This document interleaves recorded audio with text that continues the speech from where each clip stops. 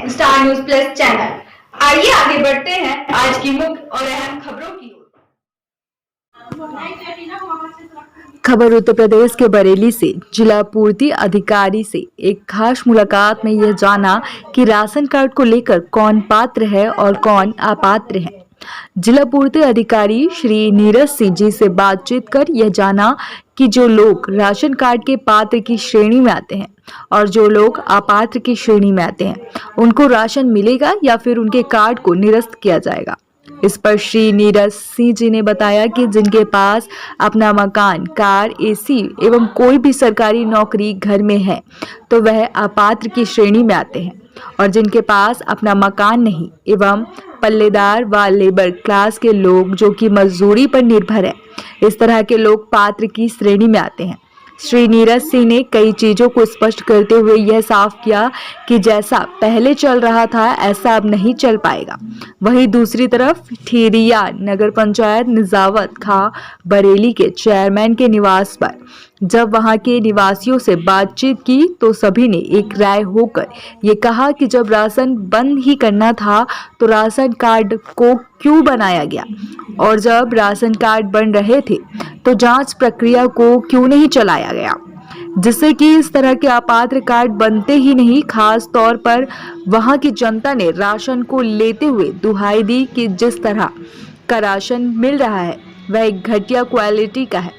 वह राशन देने से लोग काम नहीं कर रहे हो, आराम से घर में रहते हैं।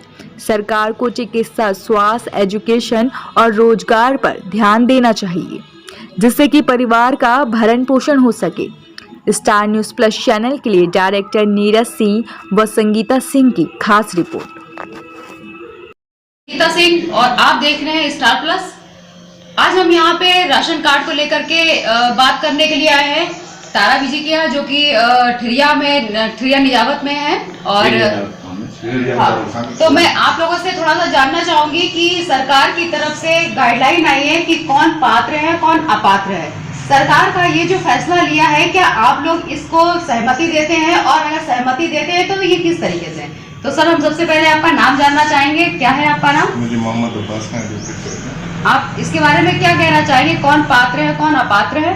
इसके बारे में मेरा सबमिशन ये है कि जो सरकार ने जिन लोगों को भी राशन कार्ड इशू किए हैं उनकी पूरी जांच पड़ताल करके ही इशू किए और वो जब उनको राशन कार्ड इशू हुआ है तो उसके पात्र हैं और सरकार से जो राशन कार्ड मिल रहा है वो उसी बदस्तूर मिलना चाहिए। सरकार ने 10 लाख 15 लाख लाने का वादा किया, वो कोई वादा पूरा नहीं किया, तो कम से कम जो ये व्यवस्था की है खाद्यान्न की, फ्री राशन वितरण की, ये जिन लोगों को राशन कार्ड मिले हैं उन्हें मिलना चाहिए। और उसके साथ साथ सरकार जो है अपनी दायित्व से बच रही है। जो रोजगार की समस्या है, शिक्षा की समस्या है, स्वास्थ्य मिलना चाहिए, बेहतर शिक्षा मिलना चाहिए, जो बेसिक राइट्स हैं पब्लिक के वो उनको मिलना चाहिए। और अगर जो है इस तरीके से राशन व्यवस्था समाप्त कर रही है तो ये सरकार जो है निचले तबके के लिए जो है शोषण कर रही है, उनका जुल्म कर रही है। अब जैसे कि सरकार ने गाइडलाइन शुरू की है तो इसके तहत ये हम कहना उचित समझे कि ये आत्मनिर्भर बनाने की क्या योजना हो सकती है? क्योंकि जो लोग फ्री का राशन खा रहे, जो अपात्र है, तो क्या सरकार की तरफ से सही है या आपकी तरफ से सही है? ऐसा क्यों सोचा जाए? जो कमजोर तबके के लोग हैं उन्हीं को राशन मिल रहा है, तो ऐसा थोड़ी है कि उससे अगर जो है कमजोरी दूर उनका विकास करने के लिए, उनका समृद्ध करने के लिए सरकार राशन दे रही है तो ये अच्छी बात है, नैतिकता की बात है, ऐसा कुछ नहीं है। जिनके पास और भी बनना चाहिए राशन कार्ड।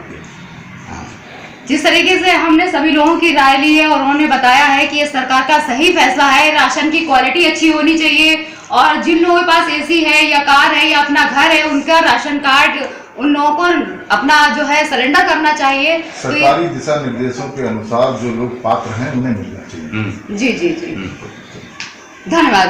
आपको कहाँ तक सही ठहराते हैं? ये बिल्कुल गलत है। मतलब कि राशन कार्ड तो मतलब जो गरीब है मतलब उन्हीं को मिलना चाहिए। मालदार लोगों को मतलब मिलने के बाद अब जो राशन कार्ड या फ्री का उसका मतलब दे रहे हैं, इनको बच्चे जो पढ़ा रहे हैं हम लोग मतलब जो बच्चे मतलब तो वो किसवा गए, मतलब नौकरी नहीं मिल रही है उनको, फालतू घूम रहा है राशन कार्ड से या राशन से, मतलब भला थोड़ी नहीं होगा। मतलब हम लोग खा के मतलब यानी कि आपका कहना है कि सरकार को रोजगार को देना चाहिए, रोजगार को देना चाहिए। तभी वो जो है अपनी जीविका चला पाएंगे। आप मतलब 1000 रुपए गला हुआ दे दो उससे काम नहीं चलेगा। बच्चा अगर 15,000 और 20,000 रुपए कराएगा तो हम 2 परिवारों पालेगा। जब बच्चा पैदा नहीं कर रहा तो कहाँ से पालेगा? मतलब जो गले के साथ साथ हम लोगों को तेल भी चाहिए। तेल सारा 200 रुपए किलो है। आइटम सिलेंडर वो मतलब 1050 रुपए को है। तो ये कहाँ से गरीब आदमी मतलब ये राशन से थोड़ा काम चल रहा है। तो ये थोड़ा सहारा मिल गया उसको रोजी रोटी चल रही है इसकी। तो कहा यही जाएगा कि अभी सरकार ने जिन लोगों के राशन कार्ड सरेंडर करवा उन्होंने बनाया क्यों? उनके गवर्नमेंट ने क्यों बनाया? उनको जो मालूम था इन लोगों के मतलब ये जो मालदार है मतलब ये तो लोग बनाने नहीं चाहिए थे सिर्फ मतलब लेकिन सरकार आज तो उनके लिए जो है एक्शन ले रही है ना। तो खत्म कर दो उनके काट दे मतलब अच्छा है। मतलब गरीबों को मिलना चाहिए जी। मतलब जो पात्र है उनको मिलना चाहिए। आपका इसमें क्या कहना है? हमारा ये कहना है गरीब आदमी को राशन जो मिल रहा है वो मिलना चाहिए। जो मालदार आदमी है उनसे हटाया जाए। यानी कुल मिलाकर के सरकार का ये सीधा फैसला आम जनता को भी पसंद आ रहा है और वो भी इस बात के लिए सहमति भर रहे हैं कि जो पात्र है उन्हें ही मिलना चाहिए। जो लोगों के यहाँ AC है का 4 व्हीलर गाड़ी है उनको नहीं मिलना चाहिए। यानी कि आत्मनिर्भर बनाने की सरकार की जो कोशिश है जब जो नहीं जो जिनको मिल पा रहा उनको मिलना चाहिए। आपका मिलना भी चाहिए और जो क्वालिटी है वो बेहतर होनी चाहिए। ऐसी क्वालिटी का राशन नहीं होना चाहिए जिससे आदमी खाए और बीमार करके अपना इलाज कराए। सरकार को इस और भी ध्यान देना पड़ेगा कि जो है क्वालिटी उनको अच्छी मिलनी चाहिए ताकि वो दोबारा खा करके डॉक्टर के पास ना जाएं।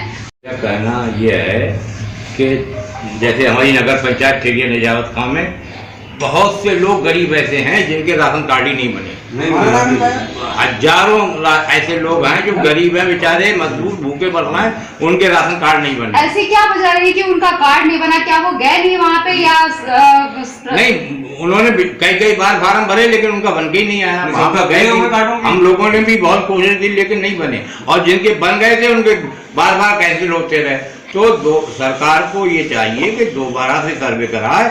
जो मालदार लोग हैं जो गाड़ी वाले बड़े मकानों वाले और अच्छे सरकारी नौकरी वाले लोग हैं उनके कार्ड के जनरेटर है जिनके पास 100 वर्ग या उससे अधिक का स्व अर्जित मकान या प्लॉट है। ऐसे लोग जिनके पास 2 असलहे हैं तो ग्रामीण क्षेत्र में 5 एकड़ से अधिक सिंचित भूमि है। शहरी क्षेत्र में अगर 3 लाख या उससे अधिक उनकी आय है और ग्रामीण क्षेत्र में 2 लाख या उससे अधिक उनकी आय है। ये लोग आते हैं एक्सक्लूजन क्राइटेरिया में।